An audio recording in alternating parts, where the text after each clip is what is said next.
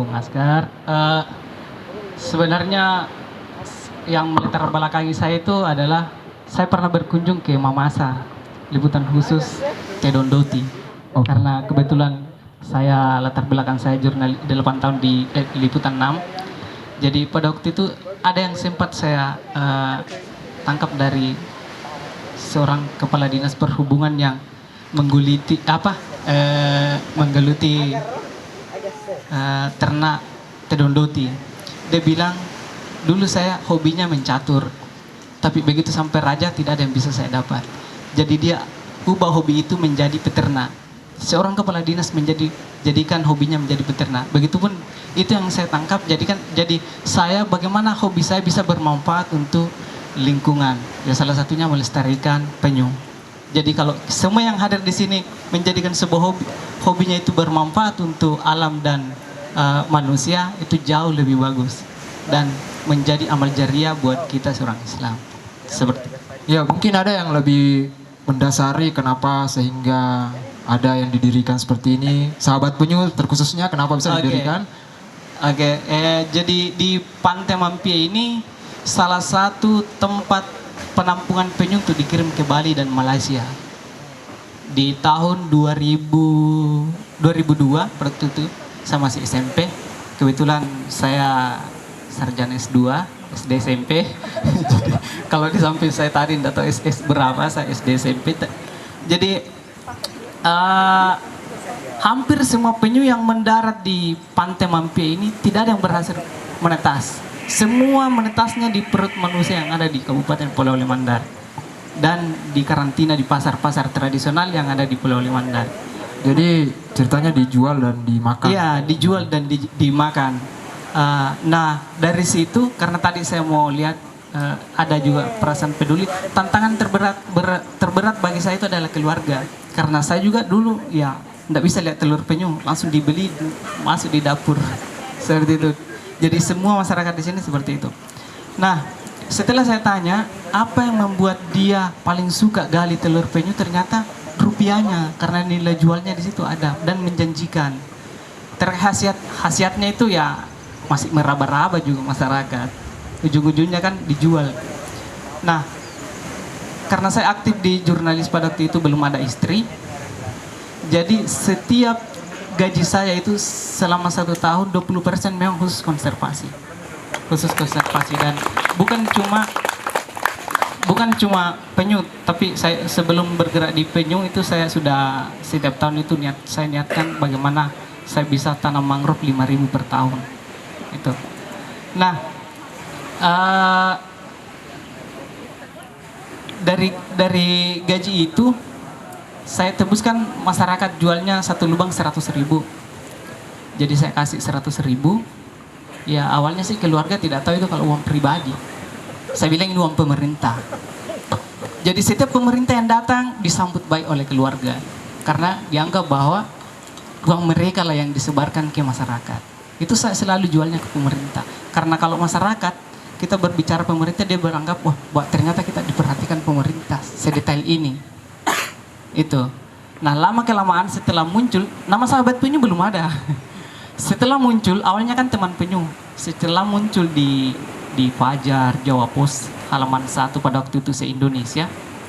Di situ saya lihat KSP Sahabat Penyu. Saya tanya kontributornya, ini KSP apa? Dia bilang kelompok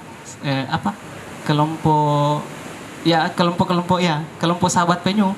Seperti itu. Terakhir muncul di TPRI beberapa minggu yang lalu, lain lagi di depannya, tapi Sahabat Penyu tetap ada. Nah karena ini sudah terpublish kemana-mana, sehingga itu kita patenkan Sahabat Penyu. Jadi yang memberi nama Sahabat Penyu itu adalah teman-teman media. Jadi alhamdulillah kami di Sulawesi Barat, teman-teman media sangat mendukung dengan adanya gerakan-gerakan lingkungan pada umumnya dan konservasi penyu pada umumnya, khususnya seperti itu. Jadi kami di Rumah Penyu tiap 3 bulan itu kami punya jadwal di beberapa stasiun TV nasional, yang swasta yang sudah nasional wajib tayang. Itu apalagi di Metro TV sekarang menterinya orang orang lingkungan hidup, jadi lebih enak ke sana. Ya bukan sih tujuan kami untuk pencitraan, bukan. Cuma teman-teman juga melihat bahwa ini adalah sesuatu hal yang aneh karena apa yang kami lakukan di sini beda dengan yang dilakukan di tempat-tempat lain yang ada di Indonesia. Kami katakan Indonesia karena pada waktu Pulau Limandar masih masuk daerah tertinggal, 122 daerah tertinggal, kami diundang ke Palangkaraya. Di mana di situ dari 5 pembicara di depan saya termasuk di dalamnya. Saya sampaikan dan kami sempat diserbu beberapa pertanyaan karena saya katakan bahwa penangkaran yang ada di Indonesia adalah bisnis yang berkedok konservasi. Itu sehingga banyak yang tidak setuju, bahkan dari Aceh, Bali dan Bangka Belitung tidak setuju dengan kami. Jadi kesimpulannya saya katakan bahwa saya pernah terapkan di sini. Awalnya kan kami tidak tahu bahwa metode konservasi itu harus dilepas. Kami tangkarkan. Jadi setiap pengunjung yang datang, kami tawarin 10.000 satu tukik, kan lumayan. Satu lubang bisa dapat 1 juta. Wah, menggiurkan juga.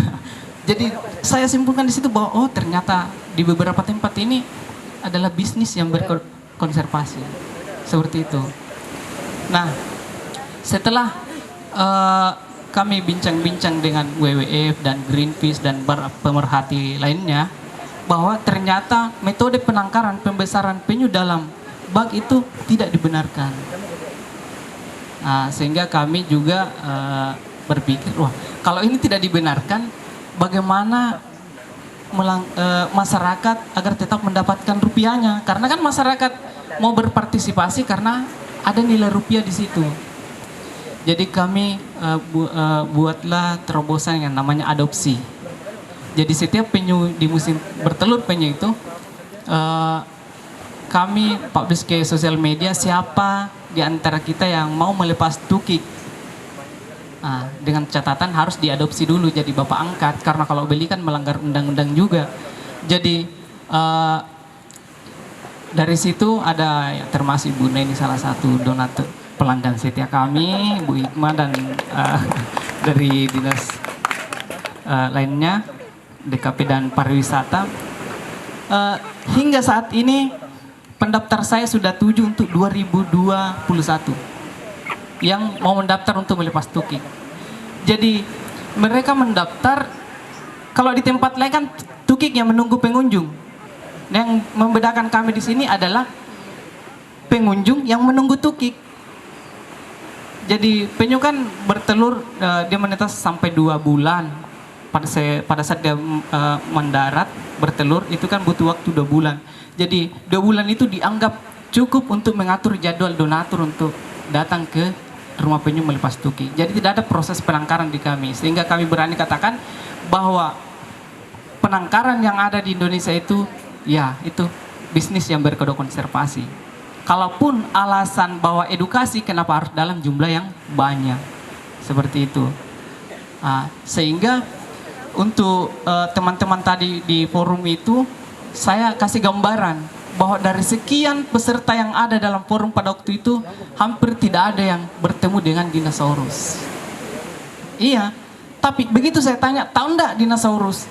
Hampir semua bilang tahu. Dari mana dia tahu? Padahal mereka tidak pernah ketemu dinosaurus. Nah, kenapa pola seperti ini tidak diterapkan pada penyu? Kenapa harus kita dengan penyu yang asli? Kalau alasan edukasi. Seperti kalaupun ada izin, ya di Indonesia kan ada 6 jenis penyu. Nah, cukup satu-satu saja, tidak usah banyak. Kayak di beberapa tempat kan itu ditampung dan lain-lain.